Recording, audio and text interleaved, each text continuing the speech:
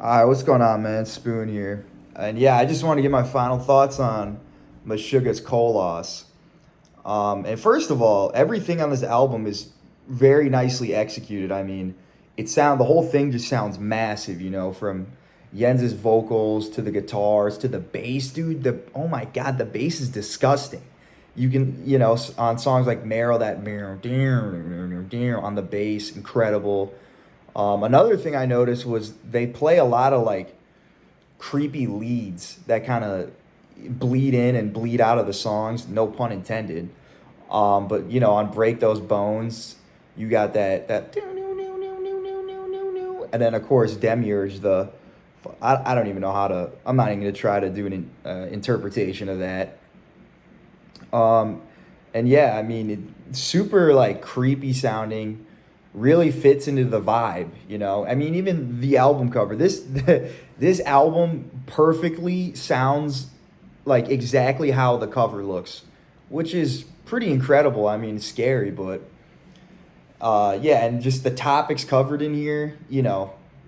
Some pretty heavy shit. I mean, I think that this album is mostly has to do with kind of interpreting the ego, right? I mean, the song "I Am Colossus." I've gone back, I've listened a few more times, and I've been able to look at the lyrics. And some dude, I don't know if it was on YouTube or some forum, but he made a very excellent point.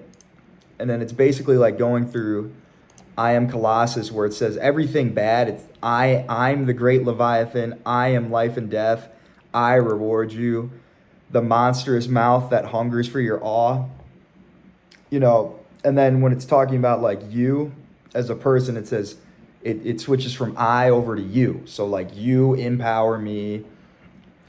You'd even kill for me. All feeding the ego, and I think that's pretty geniusly done because it shows how the ego is the thing that engulfs lives, rewards you, lingers for awe. Um, I life and death. I mean, it depends how you interpret those kind of things. I am pain. I am grief. But then on the flip side of that, you got a song like "Do Not Look Down," which kind of, I guess you could say, is like the good version of ego. Strive, surmount the obstacles. Let's see, claims and values. Hold on. Picture perfect illustration, imitation of life. What else? There's one line in here I really liked. Yeah.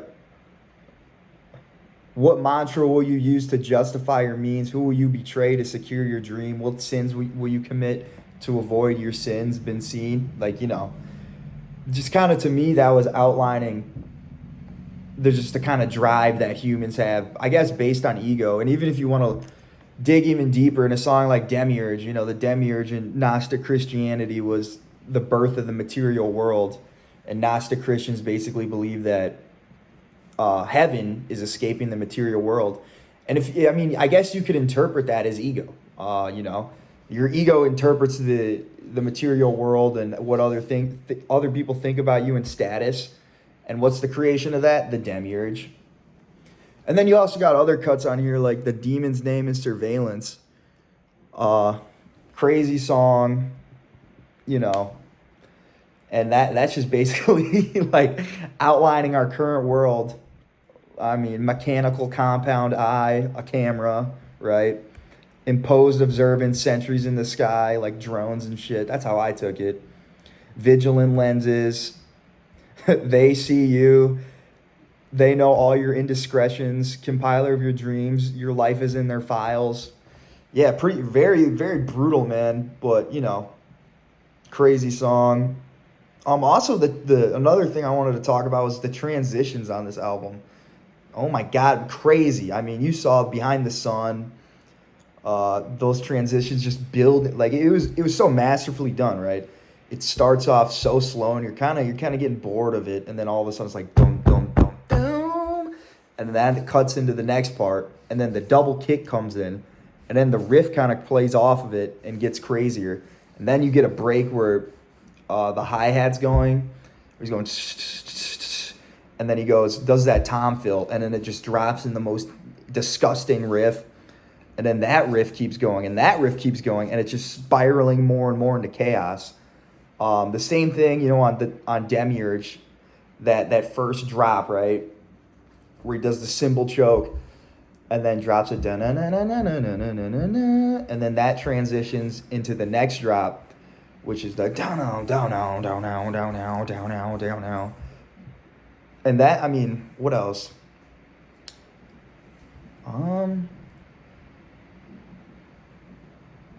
I guess you could say break those bones just from the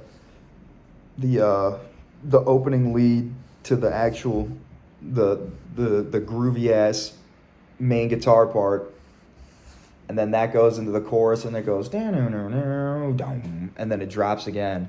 So yeah, everything on this album was pretty masterfully done in my opinion. Yeah, the nine still stands. I don't think there's really a skip on this album.